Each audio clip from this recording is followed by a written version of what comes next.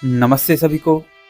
मित्रों, मैं आशीष चौरसिया आप सभी का वैचारिक मंथन यूट्यूब चैनल पर हार्दिक स्वागत एवं अभिनंदन करता हूं। मित्रों, जैसा कि आप लोगों को पता ही होगा कि इन दिनों मैं महाराष्ट्र के एक अपोलोजेटिक ईसाई महोदय से व्हाट्सएप पर ऑडियो कमेंट के माध्यम से लंबी चर्चा कर रहा हूं और इसी दरमियान में इन ईसाई महोदय ने ईश्वर के विषय में मुझे कुछ बातें समझाते हुए अपने ही कमेंट में ईश्वर के बारे में कुछ ऐसी बात कह दी जिस पर मैंने इनसे कुछ बुनियादी प्रश्न पूछे और वो बुनियादी प्रश्न इनके गले की हड्डी साबित हो गई, जिसे ना ये उगल पा रहे हैं और ना ही निगल पा रहे हैं। मेरे इस कमेंट के बाद से लगभग 2 महीने हो गए हैं, लेकिन उनकी कोई भी प्रतिक्रिया अभी तक नहीं आई है। तो वही बातचीत आज मैं आप लोगों के समक्ष रख रहा हूँ। आप सभी सुनिए एवं विचार कीजिए। सजा है। जैसे यहाँ पर वो मोरालिटी है, वैसे हर मनुष्य जो पाप किया हुआ है, वो हर मनुष्य जो है परमेश्वर की नज़र में वो न्यायी परमेश्वर है कि उसको सज़ा मिलना ही चाहिए, क्योंकि उस व्यक्ति ने गलत किया है। यही तो नैतिकता है, यही तो मोरालिटी है। और मोरालिटी का जो सोर्स है वो गॉड खुद है, तो हर मनुष्य ने पाप किया तो उसका सज़ा उन्हें मिलना ही चाहिए था। यहाँ पर मैं आपसे एक बुनियादी प्रश्न करना चाहूँगा फ्रांसिस भाई, कि जैसा कि आपने कहा कि जो मोरालिटी का या फिर जो नैतिकता का सोर्स है वो गॉड खुद है, अर्थात नैतिकता ईश्वर के द्वारा आ रही है।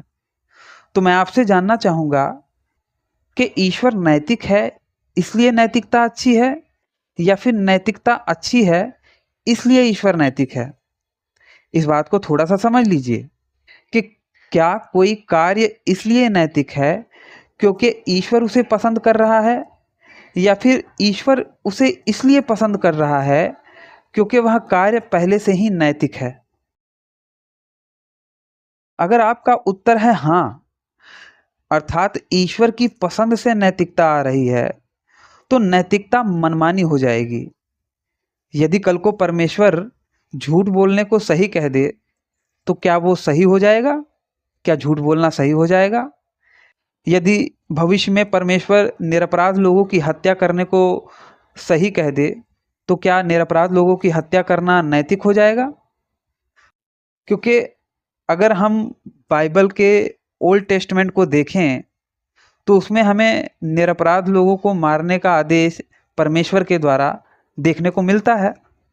ठीक है, अगर आप कहते हैं कि नहीं, अर्थात ईश्वर उस कार्य को इसलिए पसंद करते हैं क्योंकि वह पहले से ही नैतिक है, तो इसका अर्थ है कि नैतिकता के जो मानक हैं ना, वो ईश्वर से भी स्वतंत्र और ऊपर हैं। ईश्वर बस हमें वही बातें बता रहे हैं जो पहले से ही नैतिक हैं, या फिर यूं कहें कि पहले से ही सही हैं। तो इस बात का मुझे जवाब जरूर दीजिएगा कि क्या कोई कार्य इसलिए नैतिक है क्योंकि ईश्वर उसे पसंद करते हैं, या फिर ईश्वर उसे इसलिए पसंद कर रहे हैं क्योंकि वह कार्य पहले से ही नैतिक है। इसके बाद आपने कहा कि तो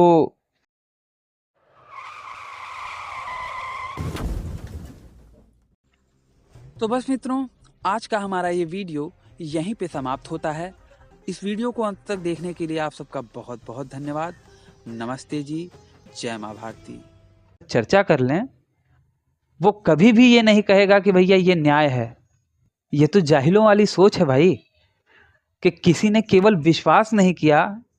अब जैसे कि आप उदाहरण बड़ा तेज देते हैं, आप माँ बाप वाला उदाहरण बड़ा तेज देते हैं, मम्मी डैडी वाला उदाहरण बिना आपके बात आप लोगों का नहीं हो पाता।